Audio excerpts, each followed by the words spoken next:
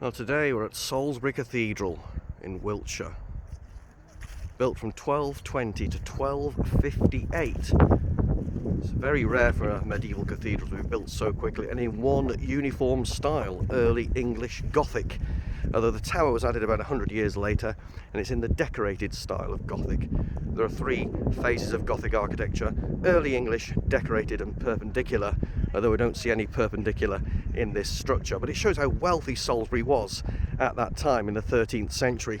Wealthy enough to build this huge cathedral and move the town from the hill above the city, which is now known as Old Sarum, down here and build this new cathedral. Salisbury was actually the 6th largest city in the country at that time. A lot of money generated by the wool trade. As a result of that, the cathedral was built very quickly. Trinity Chapel down here was consecrated by 1226. It was in use for worship while they continued to build the rest of this cathedral.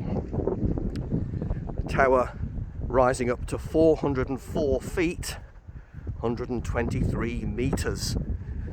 Salisbury's a small city now of about 45,000 people. It lost its wealth and its population during the Black Death, which changed the demographics of this country forever. But during the time of its wealth, it left us with this beautiful cathedral. Outside, around here, would have been a number of buildings and even a bell tower. The bell tower was demolished by the architect James Wyatt. He did work on this cathedral between 1789 and 1791.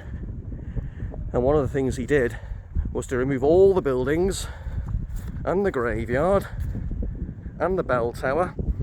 The mechanism for working the bells in the bell tower is now located in the north aisle. It claims to be the oldest working clock in the world.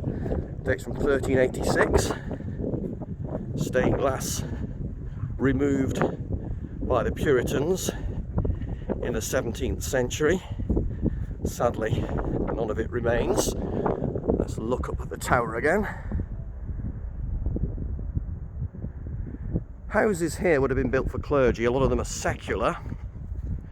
One of them in the distance, actually the former home of Edward Heath. It's called Arundel's. Let's zoom in a bit. He was Prime Minister from 1970 to 1974, was also an accomplished yachtsman, and he's now buried in the cathedral. This is where you walk in. If you want to see Magna Carta, England's major constitution from 1215, and this one of 4 surviving copies from the year 1215, and the one believed to be in the best condition, although it lacks its seal. And now I'm going to show you the west front. When we get to this corner here, largely restored in the 19th century by Sir George Gilbert Scott. If the statues look like they've walked out of a pre-Raphaelite painting, they're part of his restoration. If they're weathered, they're early 13th century. And there's the west front. The statues here are all your Bible favourites, along with several bishops of the cathedral. The west front of Salisbury Cathedral there. I'll move a little bit this way. You can see the tower. There we go. Salisbury Cathedral.